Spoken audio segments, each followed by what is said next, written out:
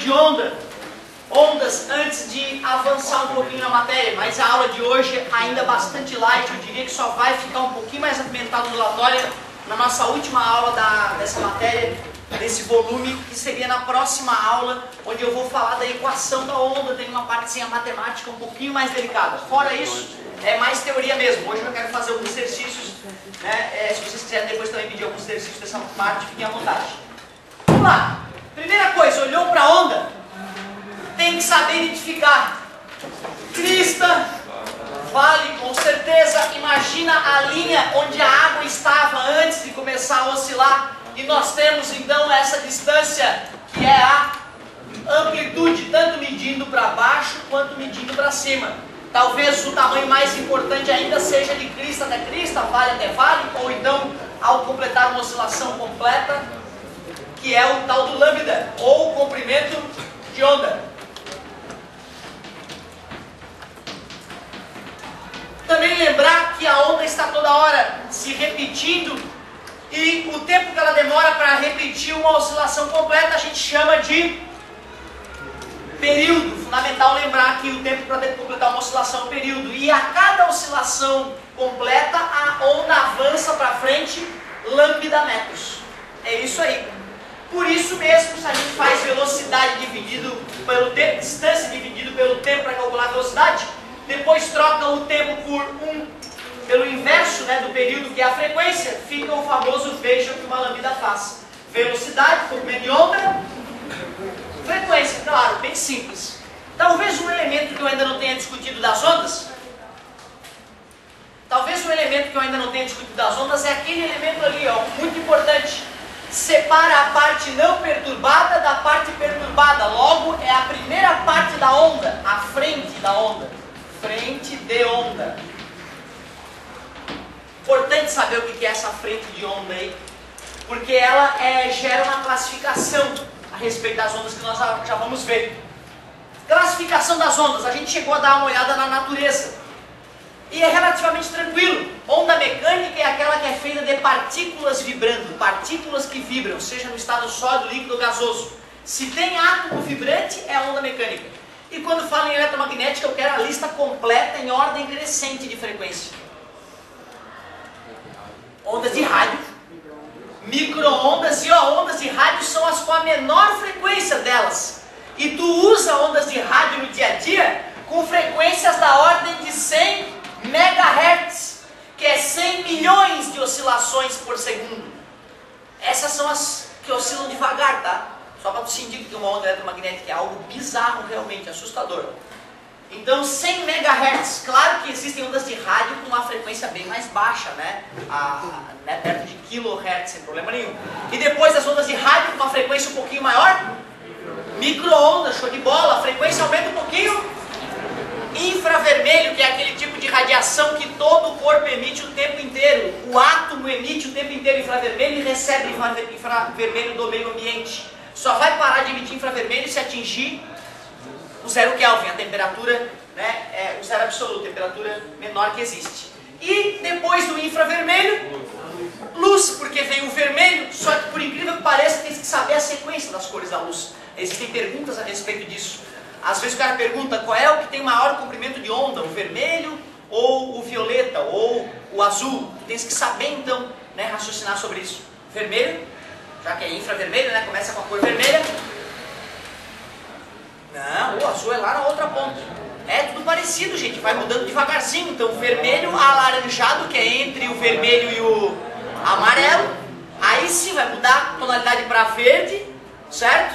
Azul, anil e violeta. Eu fiquei apavorado, eu estava no terceirão e descobri que eu ia ter que decorar as cores do arco-íris, que eu nunca tinha decorado desde criança. Eu fiquei um pouco preocupado. Mas, pô, cara, se tu passar uns 5 minutos raciocinando, tu vê que não tem mistério nenhum, né? Certo? Então tem que saber as 7 cores. E aí eu vou fazer a pergunta de novo. Quem é que tem maior comprimento de onda, o amarelo ou o azul? Vamos ver? Eu não sei, de cabeça assim, rápido eu não sei. Eu pego a fórmula, vejo o que uma lambda faz, e eu sei que todas as radiações eletromagnéticas têm a mesma. Então, se a frequência aumenta,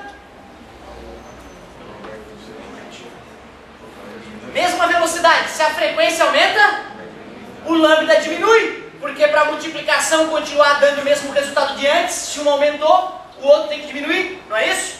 E nós vimos que era vermelho, alaranjado, amarelo, verde e azul. Então azul tem uma frequência maior. Se a frequência é maior, o lambda é menor. Então o lambda do azul é menor, o lambda do amarelo é maior. A frequência e o lambda são um oposto do outro. Matematicamente eu te confirmei isso, mas eu vou confirmar contigo também experimentalmente. Vamos fazer uma experiência de alto rigor científico aqui então. Onda, tá aqui a onda, e a onda se desloca para lá, ó. Vamos fazer uma frequência pequena, uma pequena frequência. Eu vou manter a velocidade da onda, caminhando tranquilamente para frente, só que vou fazer uma frequência maior. Vamos ver se a matemática estava mentindo ou falando a verdade. Quando a frequência era menor, este era o lambda. Quando a frequência aumentou, olha o lambda. Fechou com aquilo que a gente acabou de analisar matematicamente aqui? Fechou, né? Tu vê que coisa boba. Às vezes é uma coisa boba no nosso dia a dia que pode matar uma questãozinha ou tirar uma dúvida de física. Então, quanto maior a frequência, menor o lambda. Muitíssimo obrigado. Show de bola. Depois da luz, termina com violeta, então é ultravioleta. Só mais duas. Raio-X e raios gama. Amigo, se tu conhece todas as 7 eletromagnéticas, claro que o que não foi isso é mecânica. Então por isso é uma classificação boa. Quanto à direção, é um pouco mais delicado. Mas se tu sabe o significado da palavra transversal e longitudinal, acabou. Longitudinal é paralelo ou ao longo de. E transversal é atravessado, perpendicular, cortando. Se eu estou classificando a onda quanto à direção de vibração, primeiro tem que olhar para onde a onda está indo. A onda está indo para lá. Se suas partículas vibram em qualquer direção perpendicular a esta, é uma onda transversal. Ela não precisa ir para lá, ela pode ir para lá, né? Basta que as vibrações, ó, sejam atravessadas. Vai para lá, vibração atravessada é transversal. E se a onda vai para lá e as partículas vibrantes vão para frente e para trás nesta mesma direção, é porque a vibração está paralela ao deslocamento longitudinal. É simples. Exemplo de transversal, me ajudem. É transversal, eu acabei de falar da longitudinal, por isso que pode ter confundido, mas primeiro eu quero exemplo de transversal.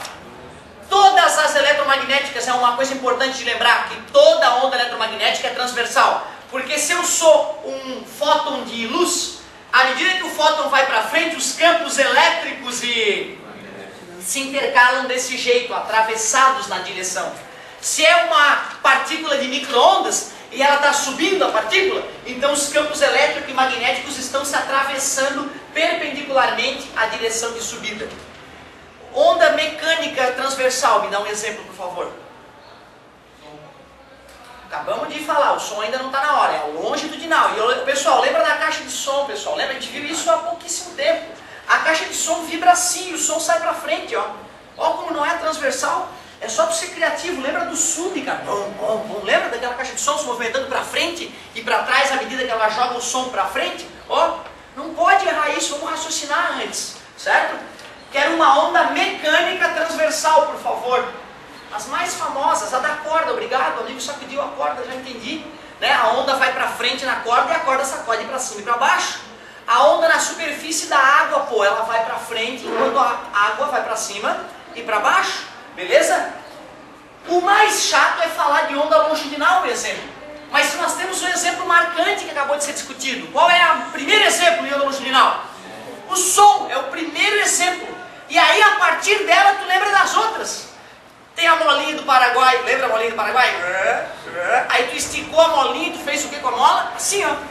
Aí o amigo depois vai fazer o que lá na outra mão dele? Isso, por quê? Porque a mola foi comprimida e esticada, à medida que ela avançou. Faz sentido? Mas na verdade dá pra tu produzir uma onda longitudinal até na corda. É só não sacudir a corda assim, ó. Faz assim com a corda, amigo, segura aí. Aí tu pega a corda e faz assim, ó. Puxa e solta um pouquinho, puxa e solta um pouquinho. Logo depois o cara já vai estar sentindo lá do outro lado. Opa, tem alguma coisa acontecendo. Tu não viu a corda sacudindo, mas dentro da corda tinha uma onda se propagando. Uma onda de que tipo? Longitudinal, porque o pulso foi em direção ao outro colega. E eu estava fazendo isso com a corda, ó. Então com certeza foi uma onda longitudinal na corda. É possível, sem problema nenhum. E o que acontece mesmo se um faz assim, o outro faz assim? É uma mista.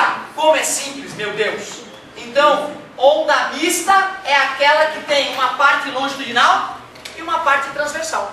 Professor, ano passado eu dei um exemplo que tinha tipo um quadro aí furado, aí na hora que balançava a corda, quando ela passava pelo quadro ela mudava de direção.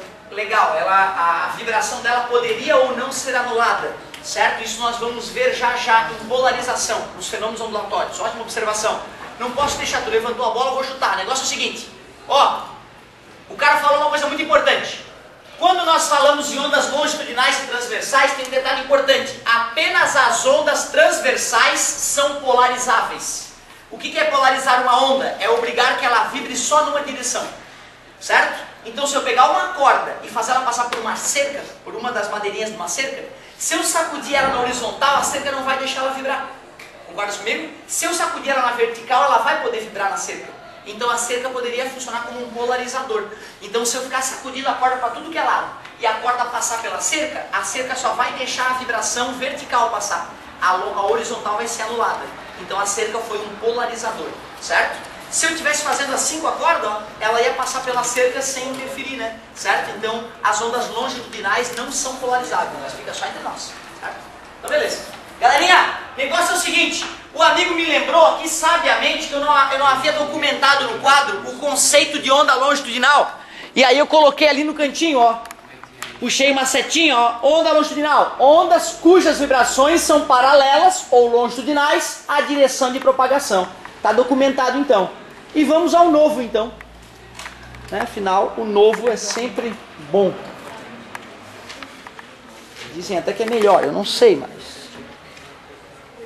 pensar sobre isso. Ó, o negócio é o seguinte.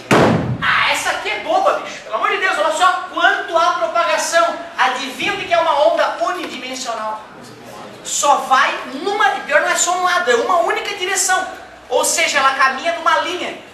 É complicado dar exemplo de onda unidimensional. Eu tenho dois aqui para garantir, né?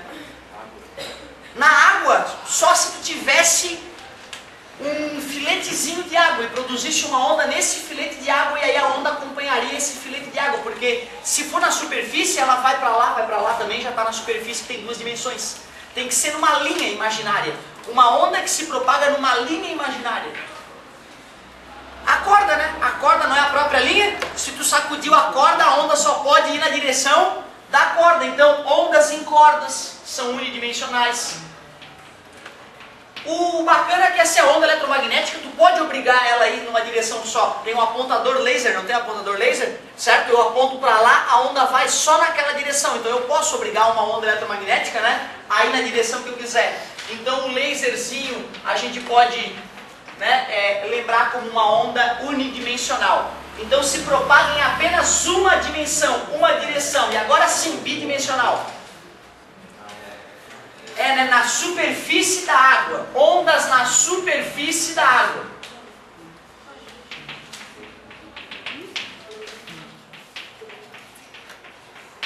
Uma superfície tem duas dimensões. Então se tu deixou a pedrinha cair na superfície do lago espelhado, aquilo vai formar as esferinhas clássicas que se espalham. E uma superfície tem duas dimensões. Tridimensional. Fala, querida.